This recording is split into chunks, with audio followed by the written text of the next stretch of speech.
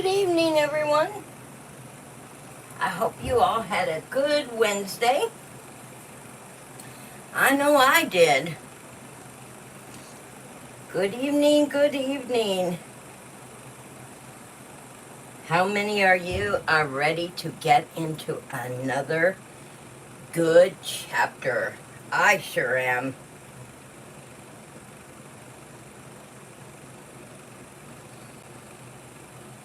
We're going to start the evening off with our evening prayer and then get comfortable, settle in for chapter 36. And tonight's prayer.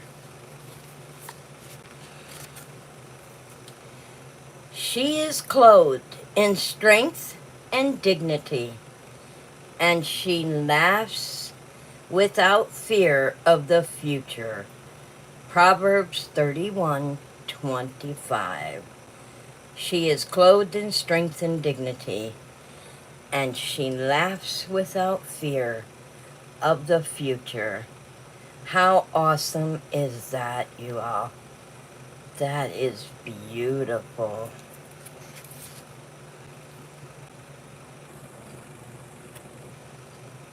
Hello, Paula, and welcome to our Wednesday night read, starting now by Debbie McComber, and we are moving into chapter 36. Let me get comfortable and we will get started.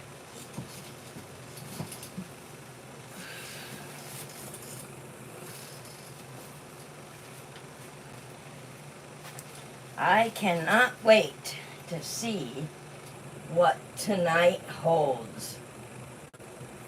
All right. The next day, Libby was busy at her desk when her receptionist announced that Herschel Burkhart was on the line for her. Straightening up, Libby stared down at the phone, hardly able to think. While there was no time like the present to find out what he wanted, Libby reached for the phone. "This is Libby, Morgan." "Libby," Herschel greeted her warmly. "How good to hear your voice. I'm checking in to see how everything is going for you." Though their last two conversations had been strained, at best, Libby still felt plenty of respect for this man who mentored her. After a brief hesitation on her part, she updated him on recent events. She felt proud to be able to mention the two new clients she had recently acquired. She didn't mention anything about the failed adoption. "I'm so pleased to hear how well you are doing," he continued. "Martha Reed was in recently, and she told us how very proud of you she is." Libby hadn't always thought kindly of her time with her former firm, but she was getting beyond the disappointment and the bitterness she had experienced when Herschel had reluctantly let her go. For one thing, she was a survivor. The last 6 months had proved as much, and for now she had plenty of work and more coming in every day. Already she had retainer clients, and more were sure to follow. Word of mouth had spread quickly. Her rates were more reasonable than those of the larger law firms and higher overhead. If she continued to take on new clients, then she would need to think about hiring a paralegal. Knowing Herschel hadn't planned to exchange chit-chat, she asked, "What can I do for you?" "Would it be inconvenient for you to stop by my office one day this week?" This was getting all the more intriguing, for "the other partners and I would like to have a chat with you." Libby sat up straighter. "About? I'd rather not do business over the phone. I think you'll be pleased, Libby. Now that the day would be convenient, Libby hesitated and then smiled to herself. Let me check my schedule. She placed him on hold and kept him waiting for a couple of moments. When she reconnected, she said, I could stop by Friday, say around 5. She'd made it deliberately late in the afternoon so she could work as long as possible. We'll see you Friday at 5, he repeated. As I said, I think you'll be pleased. Libby replaced the phone and immediately contacted Philip, who was out of town at a physicians' conference in Las Vegas.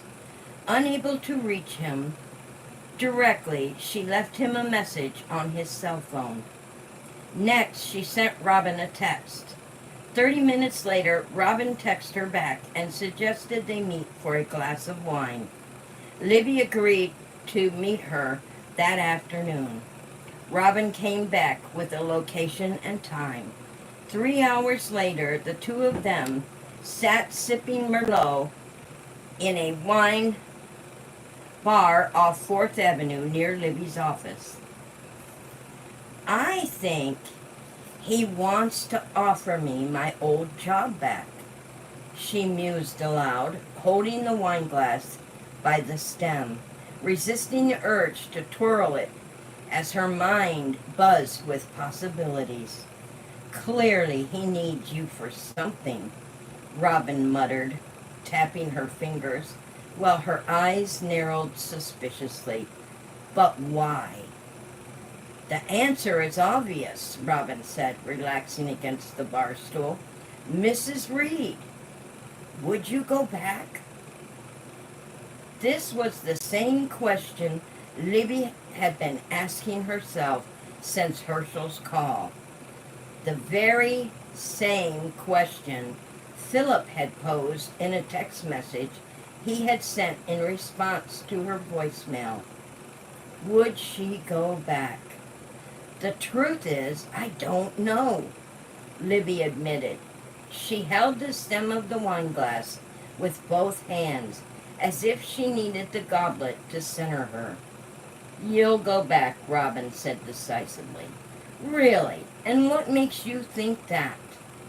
Well, for one thing, Herschel hasn't gotten where he is without a few persuasive skills.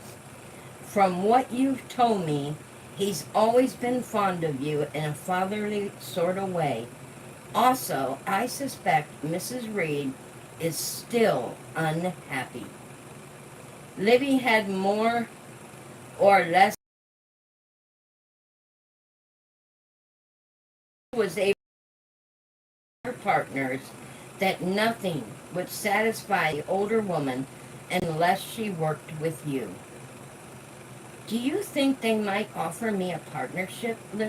Libby whispered, hardly able to believe the firm would be willing to go that far.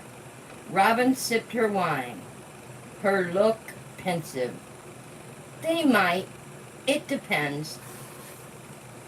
Libby shook her head. They were both leaping to conclusions. She hadn't even met with Herschel yet. Still, the thought was there. Partner. Her heart beat just a little faster. Could it actually be possible they would want her desperately enough to offer her a partnership? But is this what you want? Robin asked, leaning toward her slightly. You've made a lot of positive changes. Are you sure you want to get back into the same old grind? Libby didn't need to think twice. I do. I deserve to be a partner. I worked for this. In her mind, everything would change once she achieved the goal that had driven her for the last 6 years. Being a partner would make all the sacrifices worth it. Besides, she was a different person now. She would balance her work life and her personal life and avoid the mistakes of the past. It would be difficult, but she could do it. especially with the support system she had built over the past few months, and with Philip by her side. All you can do is wait and see what Herschel and the others have to say, Robin said, as she glanced at her wrist. Gotta scoot. I'm meeting Roy for dinner. Libby nodded. Robin had changed from the career-driven workaholic she had been. These days she left work at 6, spent most of her free time with Roy. The two were the talk of the courthouse. From what Libby understood, seeing Robin this happy thrilled her. Her friend left money on the table for the wine. Have you talked this over with Philip yet? He's out of town. I left him a message and he texted me back. We haven't actually talked yet. Smiling, she had to wonder just how much of the conference he was attending. Every time he phoned, all Libby could hear was the jaw-ring casino noise in the background. He had arrived back in Seattle on Sunday. The rest of the week passed slowly. Finally, Friday afternoon, at 2 minutes to 5, Libby walked into the familiar office. The receptionist Lois stood when she stepped off the elevator. Miss Morgan, welcome, she said, supporting a huge smile. I believe the partners are waiting your arrival. Libby squared her shoulders. Herschel's office was definitely down the hall, and although Libby was well aware of the location, the receptionist led the way and announced her arrival. As soon as she entered the room, everyone stood and stepped forward to shake her hand. The other partners beamed smiles in her direction. Libby blinked a couple of times to make sure she hadn't fallen into some fantasy. If this was a dream world, she didn't want to wake up any time soon. Good evening, Deidre. It's good to see you. Basically, Herschel said, we'd like to offer you your old position back. Of course, you'd be working with Sarah again, and we'd be willing to offer you a slight increase over your former pay scale. Howard Smith spoke. He was a short man of only 5'6", who wore his hair in a crew cut, most of which was gray now. We're hoping you'll be able to start sometime next week. Libby blinked. Herschel had told her she would be pleased, and she was, but hesitant too. Why the rush next week? She crossed her legs after settling into the wingback chair and regarded them closely. I'm sure you're aware I have my own practice now. Before she made a commitment, Libby wanted more details. As working with Sarah, the offer didn't hold as much appeal as it once had. She didn't feel the same about the paralegal since it had become clear Sarah had betrayed her confidence with the partners, not to mention her failure to respond to Libby's job offer. We've taken in the fact that you've struck out on your own into consideration, Herschel spoke for the group. You can keep that office if you wish. And of course, the firm would pick up the lease on your behalf, or if you prefer, you could take an office here. A bigger one, Howard Smith added. Oh boy, they wanted her, and they wanted her bad. Interesting. Very interesting. Glancing around the room, Libby took in the anxious look on the partners' faces. She was about to speak when Herschel cut in. As I mentioned, one of the reasons we felt we had to let you go, Libby, was because you hadn't been able to attract new clients. You worked hard, supplied billable hours, and were an asset to the firm. but every partner needs to bring something to the table. You've since proven that you are capable of doing so. So, you're offering me a partnership. The men in the room exchanged glances. Herschel answered, "That's definitely a possibility." Howard Smith crossed his arms. When Herschel says a partnership is in the offing, we want you to know it's been very distinct possibility. If the Buckleys and the Nequins agree to transfer their accounts here, then I feel I can speak for all of us when I say we'd be more than happy to put you on that plate. And if they don't, 6 months. Are you saying that in 6 months you'd be willing to make me a partner either way? Libby asked. She wanted this clearly spelled out. Howard grinned and nodded. You've proven yourself, Libby. We'll give you a few months to get settled back in the office and go from there. Do we have a deal? Herschel asked.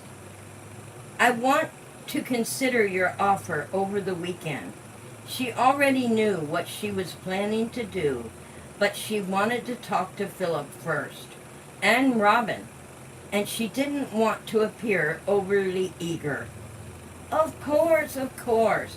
This is an important decision. Naturally, we want you to think it over carefully, Howard said, favoring her with one of his rare smiles. We'll wait to hear from you on Monday morning then, Herschel said. Yes, Monday.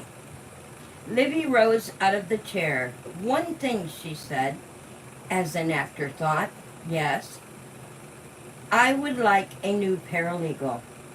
I'm sure Sarah has made a smooth transition working with Ben Holmes. I would prefer someone new. Done, Howard answered her. Libby waited until she was out of the building before she sent Philip a text. Call me ASAP. He phoned less than 5 minutes later. What's up? You won't believe what just happened, she said. Speaking, the words nearly blurred together. Before he could ask, she told him everything. What do you think? She said. His hesitation came as a surprise. Livy had expected him to be excited as she, or nearly so. Is this something you want, Livy? Of course it is. No need denying the obvious. I feel vindicated after all these months. You aren't worried that you'll fall into the same rut you were in when you left the firm? No, she insisted. I've learned my lesson. Oh, it might be intense the first few weeks while I train my new paralegal and get caught up with the Reed account, but I promise you, Philip, I'll never go back to the way I was before. I have a life now, friends, and she hesitated, her heart nearly bursting with joy. I have you. The silence on the line felt deafening. Say something, she whispered. She needed Philip to be happy for her. Being made partner was what she longed for from the start. It was everything she strived for over the last 6 years and beyond. It was what her mother would have wanted for her. What would you like me to say? He asked with a decided lack of enthusiasm. I want you to tell me that you're happy for me and will support my decision. The decision is yours, sweetheart. Yours and yours alone. I thought you were happy with the idea of your own practice. But if you want to go back with the firm, then by all means, you have my complete support. Thank you. I'll see you on Sunday and we can talk more then, Philip assured her. Okay. Reluctantly, she ended the call. She knew he was busy with the convention, but wished they would have spoken longer. Libby waited until Saturday morning before she called Robin. The two met to go shopping. Robin hated buying clothes, but was running out of anything suitable to wear on her dates with Roy. Her one black dress had taken her about as far as it could. I hate this, you know, she muttered when Libby met her at the downtown Nordstrom. I know, but it will be painless. Robin snickered. Don't be so sure. Libby had already given her friend all the details of her conversation with the partners earlier. Sitting outside the dressing room, Libby waited for Robin while she tried on outfits. She didn't appear to be having much success as the sales clerk was rushing back and forth with armloads of dresses. I look ridiculous, Robin muttered from inside the fitting room. I doubt Roy would say that. I wish now I'd pay more attention to my mother. She had a sense of style, which unfortunately completely escaped me. Having said that, Robin opened the dressing room door and stepped out in a bright red dress that looked incredible. Robin! Libby's mouth sagged open. I know, I look like an overweight poinsettia. You look gorgeous. And Libby meant every word. Really? Libby nodded. Robin looked at the sales clerk. I'll take it. The blue outfit and the pink one too. Robin in pink? She probably hadn't worn anything that wasn't blue, black, or brown in years. After Robin paid and carted the garment bag to the parking garage, they decided to eat lunch. Her friend waited until the waiter had taken the order before she spoke about Libby's meeting with the firm. 2 questions. Ask away, Libby said, putting her water glass down. What did Philip say?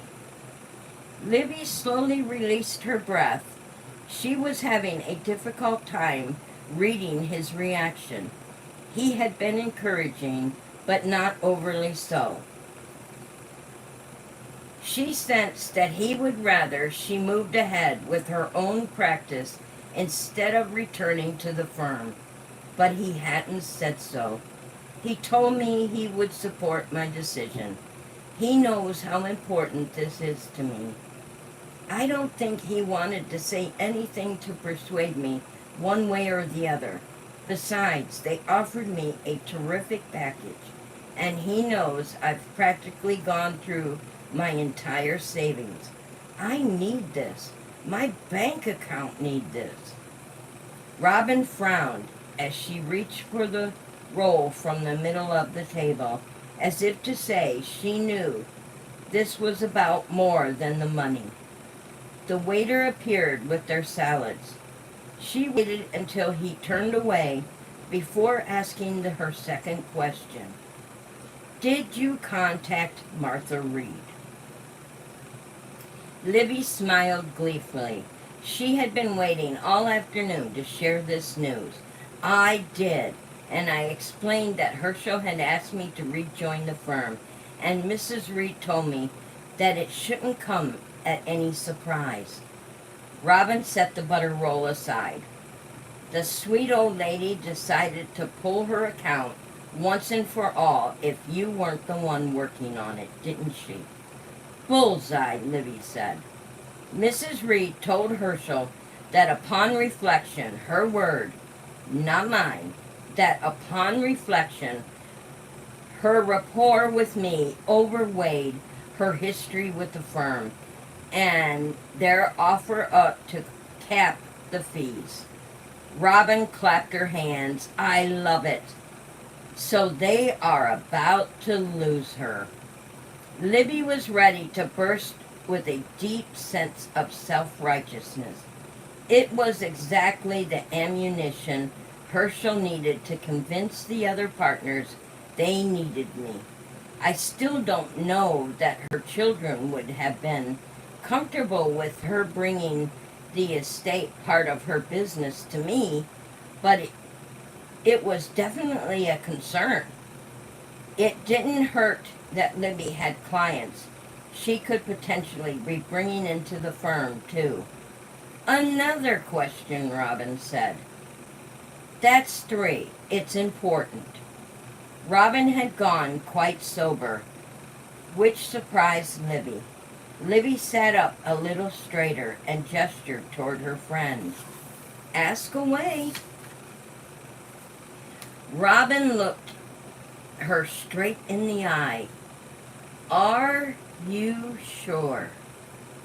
Are you absolutely convinced that your willingness to go back to the firm isn't an escape from the pain of losing Amy Jo?